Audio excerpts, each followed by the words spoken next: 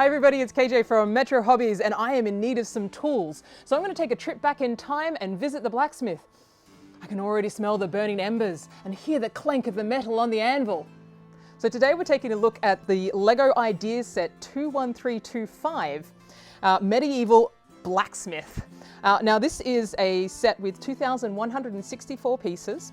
It is just coming out and it has been fan-inspired design by Clemens Felder. So Clemens Felder has taken his inspiration from his love of Lego, but also from the fact that he learnt blacksmithing as a child, and that's allowed him to pack this set with a lot of detail. So let's take a look.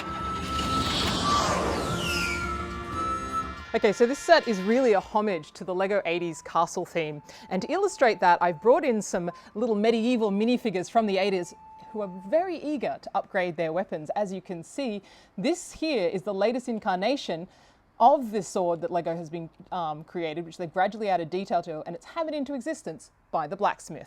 Okay, so the heroes of this set today is going to be the Huntress, the Blacksmith, and the two Falcon Knights.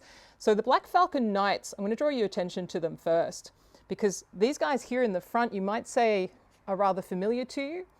If you compare them, this here is the original Black Falcon Knight. They were the guardians of the Grey Castle in the 80s. Here's the new version, and LEGO have upgraded it, but also paid homage to it. They haven't got rid of the sigil. They've only highlighted it a little bit with silver. It's almost identical to the original. This is genuinely LEGO from the 80s that I have here. In terms of the shield, they used to have both blue and yellow. I've got a yellow one here. My blue one didn't quite survive. And this one, they've got now, the updated version, has got the silver around the shield. And I like that little highlight that they sort of updated, made it a little bit more modern. They've got these nice little new armor pieces. They've got new hair designs. You can tell that the faces are genuinely very different. This is LEGO in the 80s. We've got a smile. That's about it. All right. And now here, you got the beard. He's like a nice sort of old, weathered sort of look to his face. So you can see that he's been a knight for a long time. And then he's got his counterpart here. And she's more young, learning from her superior. She's got a different sort of armor going on there, which looks like it's from the Patronus Guards from Star Wars. And you've got little headband detail there for the face.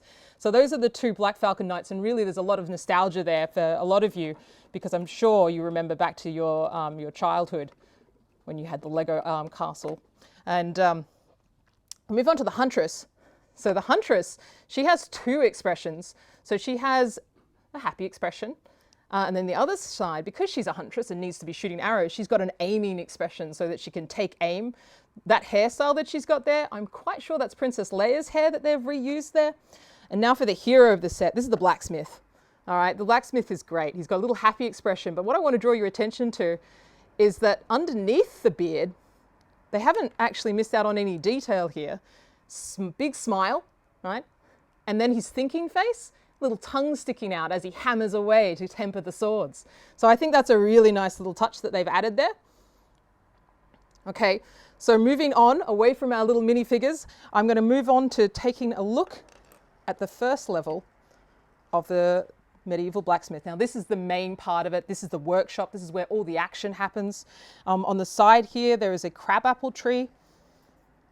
This is the first thing I'll look at for you. I'm just going to pull it out because what I want to show you is how they've actually created the curve of the crabapple tree. So the crabapple tree, they need to have a curve in it. To do that, they've used a combination of Technic pieces, little rods, and studs not on top bricks. And that's allowed them to position the curved tile in place to hide all those details. And those rods, they actually are what secure it in place so that it actually stays really secure, even though that it's bent on an angle, which I think is a great interesting technique and build there to give that effect. Now I'm going to say all the details, but if you have a look in here, you can see that this is really where Clemens, his blacksmithing heritage comes alive in terms of the detail. You've got iron rods, iron bars, you have a little anvil. We've actually a heated up iron bar on it. There's a grinding stone, there's a stack of coal, there's also a kiln or a fire, and bellows to heat it up. And it really heats up because LEGO have included a light brick and it's connected to the bellows. So it smoothly works with the action of a bellows heating up the fire. You get that light popping on just like that.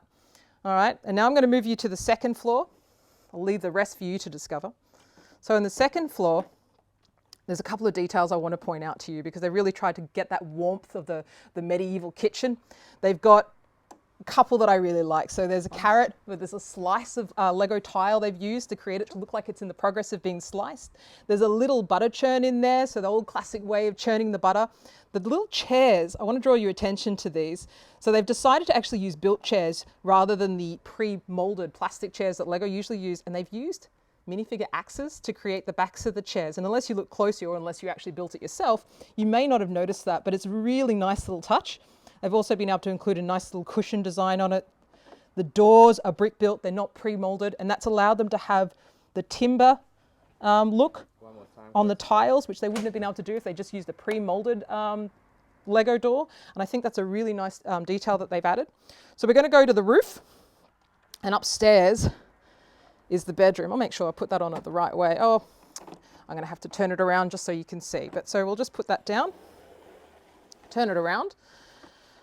All right, so that is a single piece on its own that you construct, and then it just slots in. So this is without being connected so much. It slots in, it stays nice and secure, but it allows you easy access to have a look in there. So that's just being held in place by these angled tiles.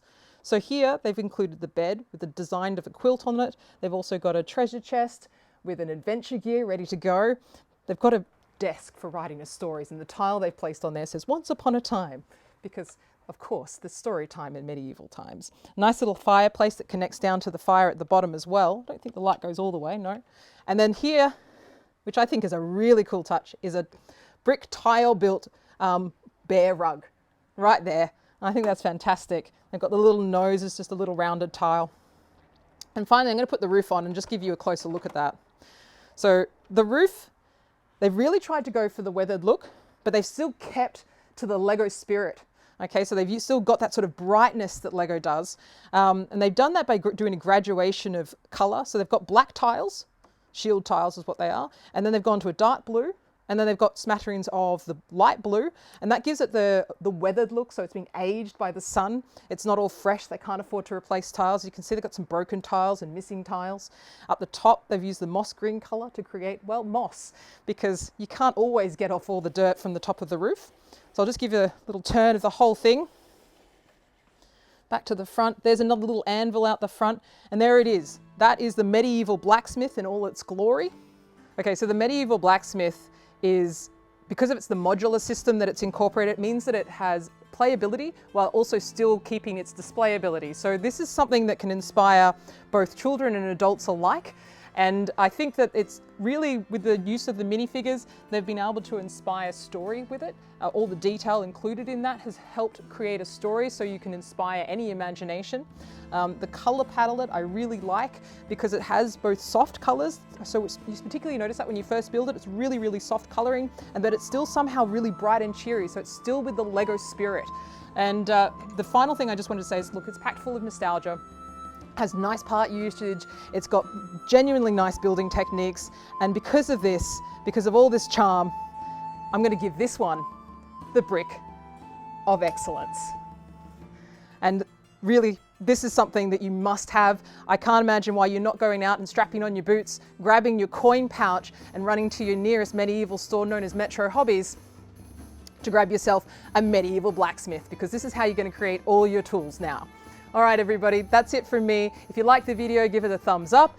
And if you want to see more videos like this, press the subscribe button. All right, bye.